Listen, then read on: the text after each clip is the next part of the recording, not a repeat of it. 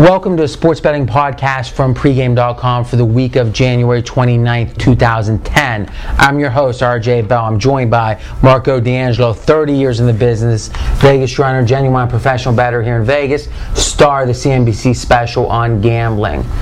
This is segment 1 of 6, 2 weeks before the Super Bowl, and we're going to do 2 segments on the Super Bowl, and then later we have 4 basketball games we're breaking down for you.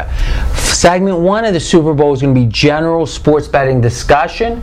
Segment 2 is going to be line move analysis with the line move expert, Vegas Runner. And you can get all of those videos at pregame.tv. All right, so Vegas Runner, tell us about the line move. Well, we saw a little difference of opinion offshore, even though all the books opened it simultaneously. I went back and checked the exact time the line went up. At Chris, Penny, Hilton, even here in Vegas, and Olympic, all opened their line up within 3 minutes of each other. The latest was the Hilton. They opened it up at 10:20 p.m. Eastern. Chris, the Greek, and Pinnacle all opened their line up at 10:17 within 5 seconds of each other. The Greek opened his up at 3. Chris opened theirs up 3.5, and Pinnacle opened theirs up 3.5 minus 113. So you were getting plus 104 on the dog. Interestingly enough, Penny had already opened their line up at 3 minus 113 when the Greek put out 3. So he took the opinion that they were a little high. He wanted to make a statement. He is the Greek. Right. But within 5 minutes, less than 5 minutes, by 10:21 Eastern Time, everyone was at 4.5. And the Hilton was already up to 5 a couple minutes after that. So this line moved up very quickly from the opening number. The total, we didn't see much movement at first. Everyone opened 56 except the Greek, who again made his statement, opened 55, thought even though it's a Super Bowl, 56 was a little high, but since then they've all changed and they're up around 56.5, 57, and the total's expected to keep climbing just like the line is. Okay, so actually as I think about this, we probably want to do the line discussion first, and then we'll set the stage and talk more general stuff after. Okay, so as interesting as that kind of stuff is, 3.5, and within 4 minutes, and that is fascinating. Yeah, imagine, Super Bowl. I mean, literally, you're waiting there, like, let's say you want to be a wise guy, you're waiting there, it's 10:16, the line's not up yet, you go to the restroom, you come back, it's 4 minutes later, and the line's gone from 3 to 5. On such a marquee game like this, where it's supposed to come out sharp, it's a Super Bowl line.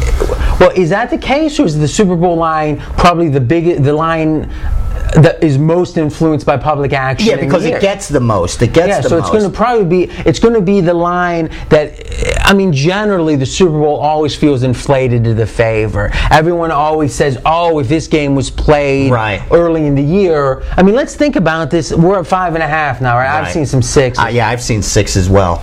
Imagine for a minute, you're saying if this game was at Indy would be a 9-point favorite. Yeah, right? Exactly. I mean, if this game was played even last week and it was on a neutral, I put out a projected line of 3 on this game. Well, that's what they opened at. I've seen people, serious odds makers projecting out at 1.5 or 2 on this matchup, and we're at 6. Exactly. I thought this line would come out above 3. I didn't think they'd want to put it out at that key number for the Super Bowl and risk the sharps trying to work a middle because of it. So that's why I'm saying I was surprised that it moved, because they were willing, a couple very sharp books like Olympic were willing to put out a key number like 3 and then move off it so quickly. That's what I was saying, what surprised me. If they would have brought it out at 3.5 right away or 4, then it's not surprising to go up to 6, because 5, 5.5, they're dead numbers. They'll go to 6 like that without even much money. So that didn't surprise me as much. But the fact that a couple of these books took a stand and said, we'll make it 3, and to get off it within minutes, that side is what surprised me. Well, go ahead. My number on it, when we were at the MGM on Sunday, and when the game was over, we were all talking and guessing what the line would be. My number was 4.5 on the game in 53. And how I got to that number, my doing things is, remember that prior to the 2 championship games, you could have bet the AFC against anybody -3. So if we use that as a starting point, then we look at what what we saw on Sunday. What we saw was Indianapolis looked tremendous in the second half, dismantled the Jets. New Orleans is here in the Super Bowl, but anybody that watched that game has to walk away and say New Orleans was not the better team on Sunday against Minnesota. So you got to put a value on public perception, and to me, the public perception was worth 1.5. Right, and that's why I come out at 4. The thing is, they had trouble bringing out this line. Because well, let me ask you this though: if you almost know, if before there's another element to this too, there's a chance the Jets would have won the game. Right. With Minnie and New Orleans, you had almost even teams. So if you would have bet NFC +3, the worst team you would have gotten would have been Minnesota on that. If you would have bet NFC +3 before the game started, you know, the championship game started. The Jets had a 20% chance if you looked at the money line to win that game, or 25 or whatever it would have been. On that case, both the Minnesota and New Orleans would have been favored over the Jets. So the fact that the Indianapolis won is going to move that off the 3 to start with. Then you add in public perception. I think you're absolutely right. 4.5 or so would have been a good projection. The fact someone as sharp as the Greek puts out a 3, pretty much knowing he's going to get that thing bet. Right. Does that mean he wanted to at 10 to win 11? Remember, when you take a bet, it's 10 to win 11, not 11 to win 10. Does that mean he wanted to have New Orleans +3, 10,000 to win 11,000 or whatever the bet was? He must have wanted that. Wanted New Orleans. Yeah, I think so. That's totally the case. Anyone that I spoke to, even though we all know the sharp money got down on the Colts right away, that's their version of getting ahead of the market. They did it 2 years ago with with Indianapolis. When Indianapolis came out -14 against the Giants, they knew the Giants were the underdog. New England, excuse me, that they were the Giants were the underdog darling that won all them games on a row on the road, and that the public was going to fall in love with them. And what did the line do? It went down, just like the wise guys thought it did. Yeah, see, but and they grabbed the 14. That game was a little different. I think that was the odds makers trying to jump ahead of what they thought the public move would be on the only undefeated team. Right, and the value.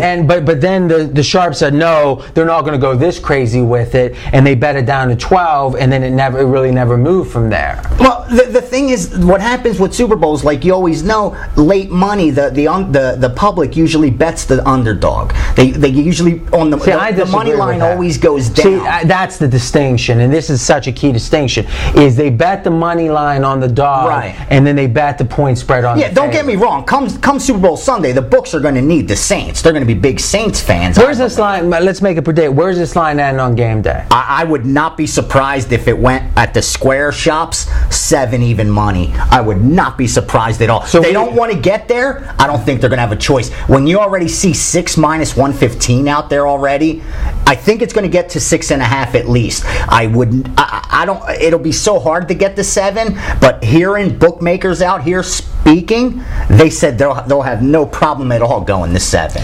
I don't think it gets to 7. I think that the number you're going to see is 6. I think that's where it's going to settle. That doesn't make any sense because, and I'm not saying you're wrong, but the public hasn't even spoken on this game yet. For them, they've got so much money that they've already taken on the Colts. It numbers under 7. If you get it to 7, we all remember Black Sunday, Dallas and most people don't. That's Super Bowl 13. but that they did get middle. I can tell you, they remember it here in Vegas. All right, we got to cut. Now, we got part 2 of this. Part 2 is coming up right now. Remember, you can get all of our videos at pregame.tv. If you want to download and listen, just go to iTunes and search for pregame.com.